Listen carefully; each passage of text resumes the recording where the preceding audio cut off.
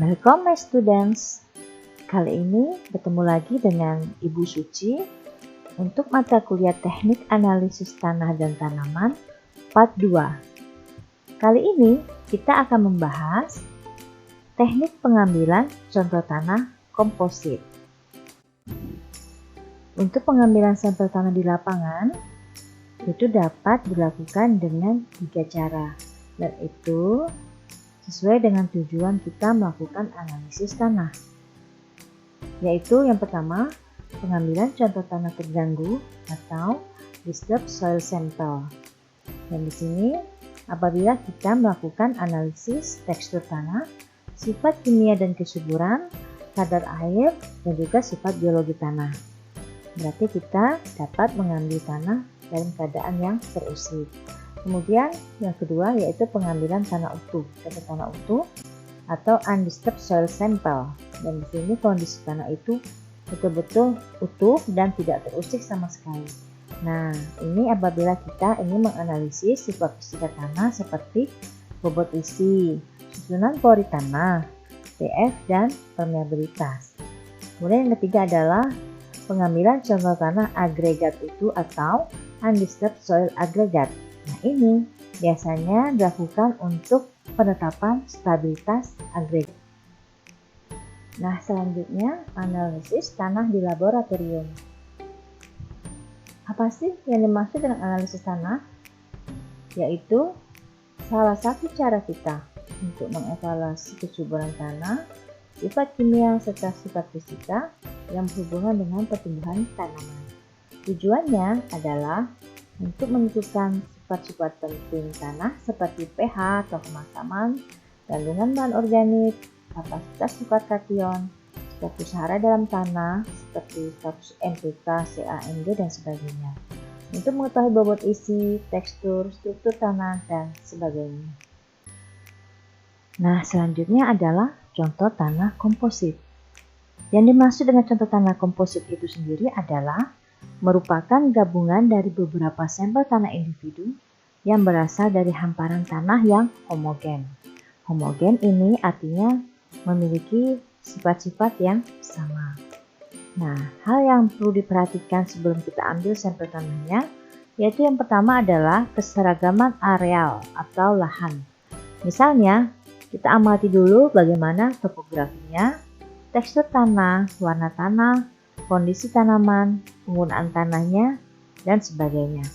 Yaitu harus dikondisikan sama. Kemudian kita lihat apa saja yang telah diberikan oleh petani atau masyarakat lahan tersebut, seperti pupuk, kapur, bahan organik, dan sebagainya.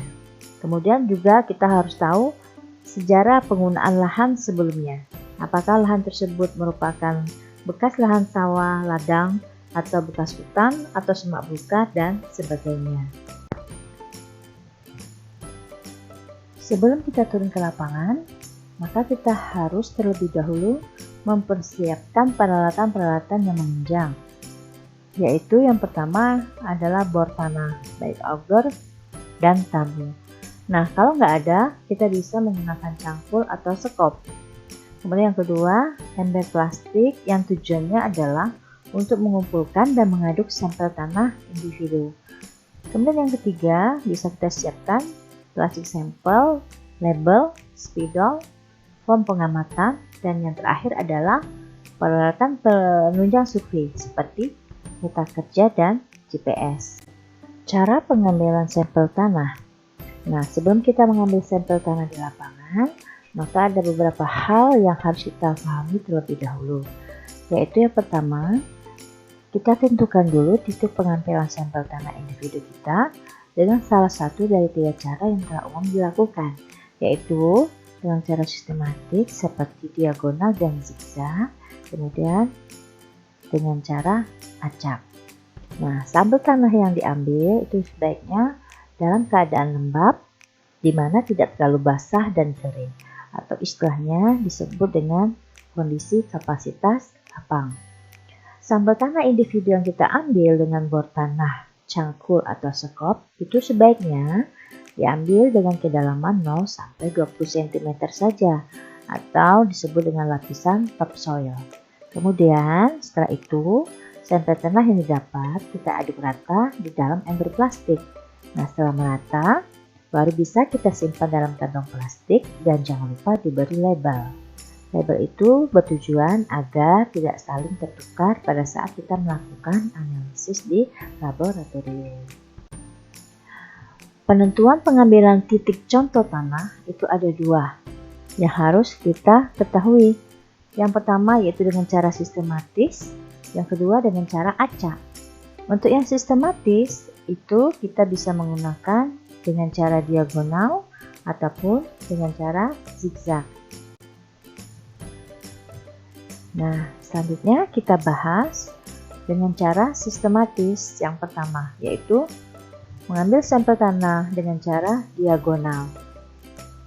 Nah, kalau kita ingin menggunakan dengan cara diagonal, maka jarak antar titik sampel itu berkisar 50 meter yang kita ukur dari titik pusat. Kemudian contoh tanah yang diambil dari tiap titik itu kita sebut contoh tanah individu. Jumlah diagonalnya tergantung dari luas lahan. Nah, biasanya untuk lahan 0 sampai 0,25 hektar, kita cukup hanya membuat satu diagonal saja dengan 5 titik. Namun, jika luas lahannya berkisar 10 sampai 15 hektar, itu berarti kita dapat membuat 4 sampai 6 diagonal atau sekitar 20 sampai 30 titik yang ditentukan dengan jumlah contoh tanah individu. Tujuannya apa? Supaya kita mendapatkan sampel tanah yang homogen. Nah, cara sistematis yang kedua yaitu dengan cara zigzag. Nah, cara pengambilan contoh tanah ini biasanya dilaksanakan dengan menentukan titik-titik yang digunakan sebagai tempat pengambilan contoh tanah. Nah, ini kita bisa lihat pada gambar, ya. Untuk lahan yang seluas 15 hektar, biasanya kita untuk mendapatkan tanah yang homogen, kita buat dengan cara zigzag. Kemudian yang ketiga adalah dengan cara acak. Pengambilan contoh tanah secara acak itu biasanya dilaksanakan dengan menentukan titik-titik pengambilan contoh tanah secara acak, tetapi harus menyebar merata di seluruh bidang tanah yang diwakili. Sehingga apa? Sehingga setiap titik yang diambil itu akan mewakili daerah sekitarnya. Kita lihat pada gambar, ya, itu secara acak titik-titiknya, tapi dia tersebar merata. Nah, yang di bawah itu adalah label contoh tanah yang harus kita siapkan, yang harus kita buat untuk menandakan tanah itu kita ambil di mana, tanggal berapa, dan berasal dari mana. Atau kita sebut sebagai identifikasi sampel tanahnya. Nah, ini contoh cara pengambilan titik sampel tanah. Itu ada 4 ya. Yang pertama A dengan cara diagonal, ya, komposit ini.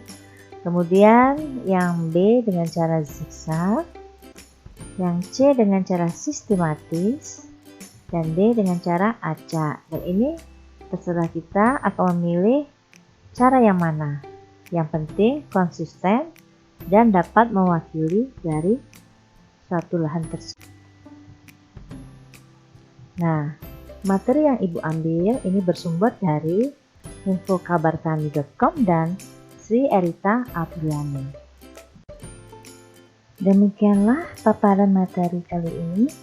Apabila tayangan ini bermanfaat bagi Anda, silahkan subscribe, like, and share channel YouTube Urai Suci ya, agar tetap bisa hadir untuk memberikan materi perkuliahan menarik lainnya. Terima kasih, sampai jumpa lagi. Assalamualaikum warahmatullahi wabarakatuh.